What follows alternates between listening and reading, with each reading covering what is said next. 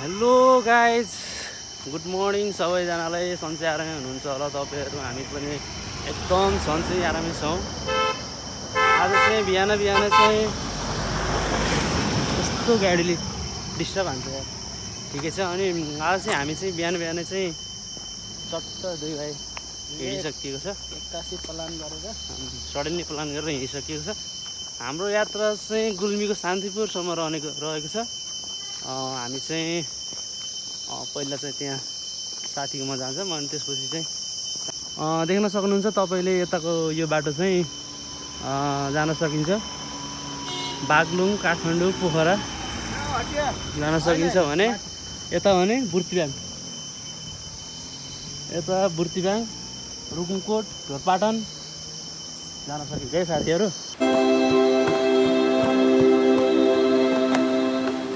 Hello साथीहरू, यति बेला चाहिँ हामी म र मेरो भाइ मनोज गलकोट नगरपालिका वार्ड नम्बर 8 यो ज्यामिरी जाने बाटोमा छौँ। र बाटोमा जाँदै गर्दा चाहिँ हामीले यो दृश्य देख्यौँ। किनकि जो कोही पनि साथीहरू हुनुहुन्छ यो खाएर चाहिँ यसरी बाटोमा नफालौँ है।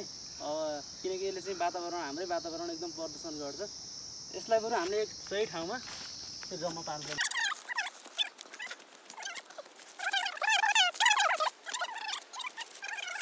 तर एउटा काम चाहिँ त्यहाँ पनि राम्रो गर्नुभएको थियो, यो बस्ने ठाउँ चाहिँ बनाउनु भयो रहेछ। साथीहरू, यदि तपाईँ यो भिडियो हेर्दै हुनुहुन्छ नि कोही तलमाथि गर्दै हुनुहुन्छ भने हामीसँग चाहिँ त्यस्तो लाइटरको व्यवस्था नहुँदा कोही साथीहरूले चाहिँ यो फोहोर चाहिँ जलाइदिनु होला भन्न चाहन्छु। साथी, भिडियोको लागि चाहिँ यो बनायो नभन्ने सोच्नु होला है। एकदम आफ्नो ठाउँ चाहिँ वातावरण चाहिँ एकदम स्वच्छ राख्नुपर्छ हामीले। हेलो हेलो हेलो हेलो, हामी चाहिँ अहिले ठ्याक्कै यो ज्यामिरे भन्ने गाउँमा आइयो होइन। यहाँ बस्ती त्यही रहेछ, हल्का हल्का यति धेरै घरहरू त रहन्छ होइन। त्यही पनि ठिकै रहेछ। कस्तो लाग्यो? गाउँ त राम्रै छ। राम्रो छ। हामीले यो घुम्टेलाई चाहिँ अहिले एकदम बादलले छोपिरहेको छ होइन। एकदम छोपिरहेको छ, नत्र यो पुरा भ्यू देखिन्थ्यो होइन। हिमाल पनि देखिन्छ यता, त्यहाँनिर हिमाल देखिन्छ।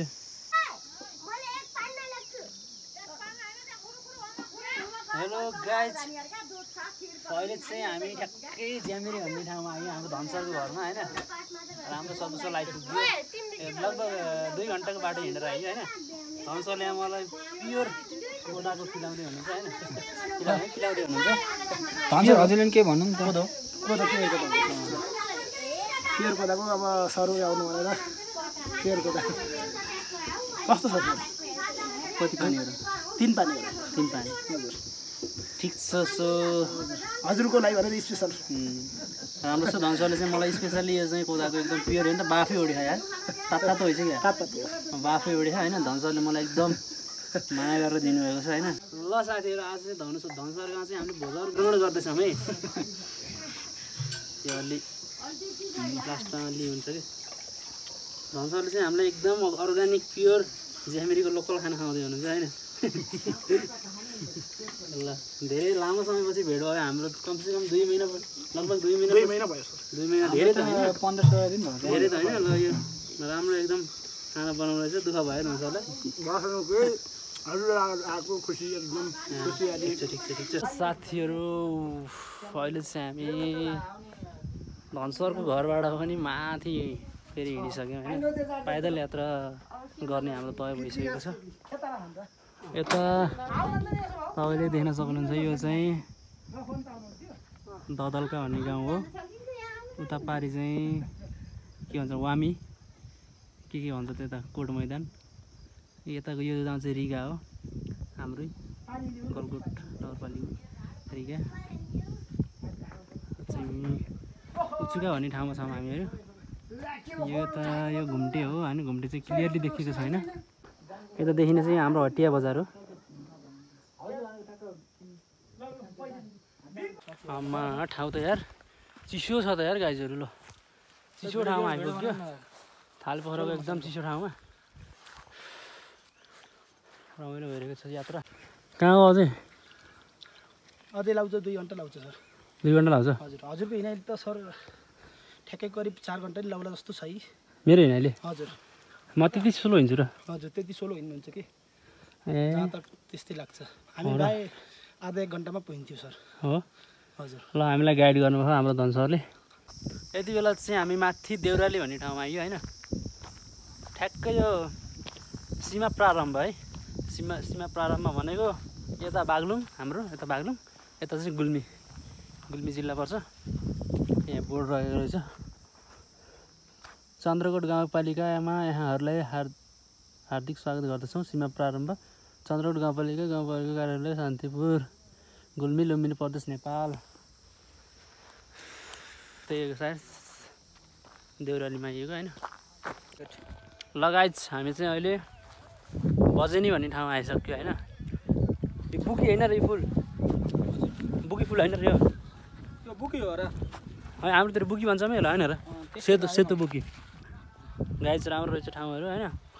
टक्क भिडियो बनायो, भिडियो पनि आउँछ राम्रो छ।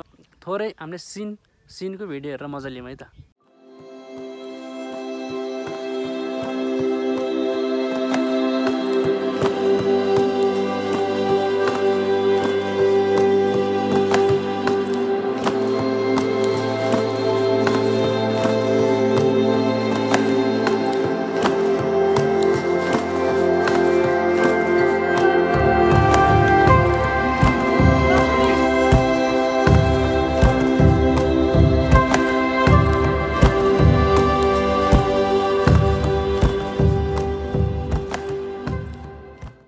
Good morning. हामी देब्रुङ दहमा छौँ अहिले। एकदम रमाइलो छ, एकदम एकदम मौसम चाहिँ एकदम फ्रेस छ होइन। बिहानको पुरा आकाश खुलेको छ, देख्न सक्नुहुन्छ। हरियाली छ मौसम त दामी छ यार। दसैँ तिहार भाइब्स छ क्या होइन। यता आमा हुनुहुन्छ, यता भाउजू हुनुहुन्छ। हामी सुत्यो मजाले माथि र धनसरको थ्रुबाट आयो हामी यस्तो ठाउँमा है। सही छ यार ठाउँ चाहिँ। म आएको थिइनँ कि फर्स्ट टाइम हो यता त। कस्तो लाग्छ तपाईँलाई? एकदम दामी लाग्छ ठाउँ चाहिँ। म त यति घर बनाएर बस्नुपर्छ जस्तो लाग्छ कि फेरि यहाँको वातावरण ठाउँहरू हेर्दा हाम्रो अन्त त कति दामी क्या होइन। तर जाडो त लास्टै जाडो छ यार धनसर।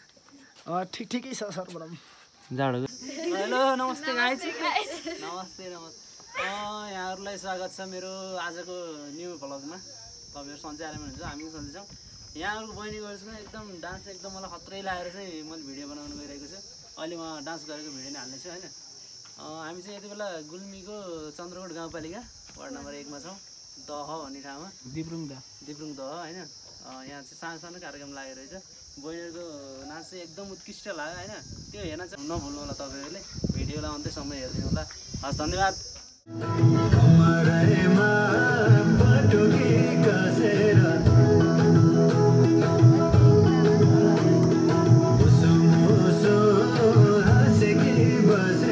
साथीहरू यति बेला चाहिँ हामी सीमामा छौँ होइन। यता गुल्मी यता बागलुङ पर्छ।